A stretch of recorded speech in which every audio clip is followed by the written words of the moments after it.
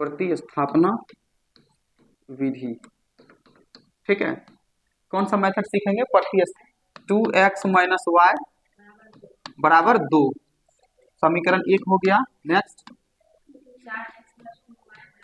4x plus 2y बराबर 4, समीकरण 2 हो गया।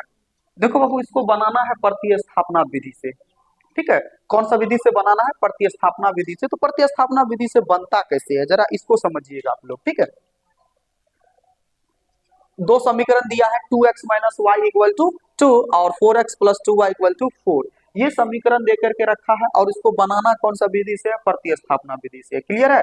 कौन सा मेथड से बनाना है? प्रतिस्थापना विधि से। बस समझना है जरा ध्यान से, इसमें क्या करना है। विलोपन में हम क्या कर रहे थे? किसी एक को बराबर कर रहे थे। बात समझ में आ गया? विलोपन में क्या कर रहे थे हम लोग? किसी एक को बराबर कर रहे थे। चाहे तुम x वाले को बराबर कर रहे हो, चाहे y वाले को बराबर कर लो, किसी एक को बराबर कर रहे थे। ये अचर पद को छोड़ करके x वाले को बराबर कर रहे थे या y वाले को बराबर कर रहे थे, और बराबर करके हम लोग क्या करते थे? काट करके आंसर निकालते थे, यही करते थे। लेकिन प्रतिस्थापना में क्या करना, जरा ध्यान से देखना बाबू। प्रतिस्थापना का थोड़ा लंबा जाएगा। करना क्या है बाबू? इसमें या तो समीकरण 1 से चलो चाहे 2 से चलो, किसी एक को तोड़ करके x या फिर y का मान निकालना होता है। तो जनरली छोटा समीकरण देखो, देखो 2x माइनस वाई बराबर 2, एक समीकरण जो है हमको छोटा दिख रहा है। ठीक है, समीकरण 1 जो है हमको क्या दिख रहा है? छोटा दिख रहा है। इसी को तोड़ेंगे तो हम लिखेंगे क्या? समीकरण 1 से। क्या लिखेंगे? समीकरण 1 से। समीकरण 1 से, तो समीकरण 1 से सॉल्व करेंगे। समीकरण 1 क्या है? 2x माइनस वाई बराबर है 2। यहां से किसी एक का वैल्यू निकालना है, चाहे x का मान निकालो चाहे y का मान निकालो, किसी एक का मान निकालेंगे यहाँ से। समझ में आ गया? तो देखिए कैसे करेंगे। क्या करते हैं हम?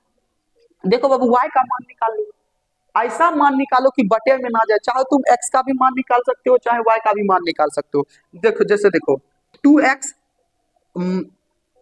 अगर हम x का मान निकालेंगे तो y को उधर भेजेंगे तो 2 रहेगा, माइनस उधर गया तो क्या हो जाएगा? Plus y।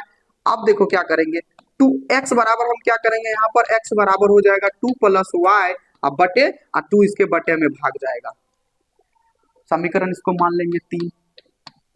ठीक है, ये हो गया। देखिए x बराबर 1 का वैल्यू निकाल लिए। अब इसी वैल्यू को क्या करना है? समीकरण 2 में रखना है। तो एक को तोड़ो चाहे 2 को तोड़ो, इसमें से किसी एक का मान निकालना है। चाहे x का मान निकालो चाहे y का मान निकालो। क्लियर है?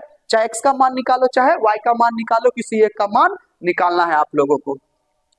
तो हम क्या कर लिए? x का मान निकाल लिए। तो जिसका भी मान निकालना है उसको छोड़ करके बाकी सब को बराबर के दूसरे तरफ भेज दो। 2x को छोड़ दिए बराबर, y को भेज दिए उधर तो माइनस उधर गया तो प्लस हो जाता है, साइन चेंज हो जाता है।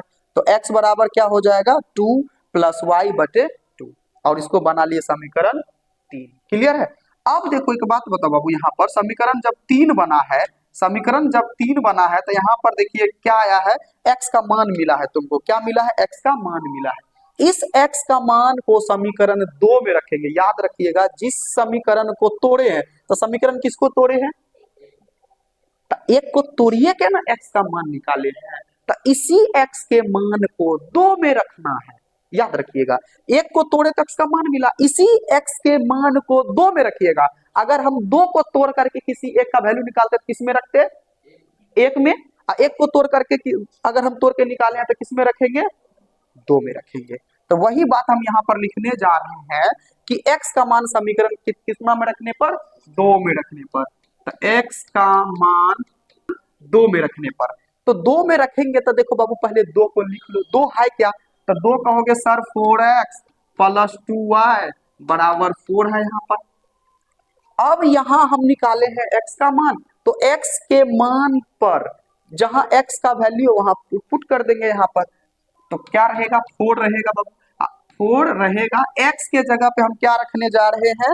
2 प्लस वाई बटे 2। इतना बात रखेंगे x के जगह पे, तो 2 प्लस वाई बटे 2 रखेंगे। कैलकुलेशन है, इसीलिए हम बोल दिए थे 2 लेसन बहुत ही इंपॉर्टेंट है, क्योंकि यहाँ पर क्या है बाबू? कैलकुलेशन, और सीखना तो पड़ेगा कैलकुलेशन, बिना सीखे काम भी नहीं होने वाला है। तो 2 प्लस वाई बटे 2, आई प्लस 2y रहेगा बराबर 4 भी रहेगा। चलिए आगे बढ़ते हैं। अब आपको पता है यहाँ से क्या होता है? कैलकुलेशन। अब देखिए, ये देखिए एक बात बताओ, ये तो कोस्ट जो होता है वो गुना ही होता है एक तरह से। अब गुना का मतलब ये अपने मन से बटे का लगा करके हम काट भी तो सकते हैं कोना कोनी। तो क्या ये 2 से 4 नहीं कटेगा? कहोगे ये सर 2 बार में कट गया।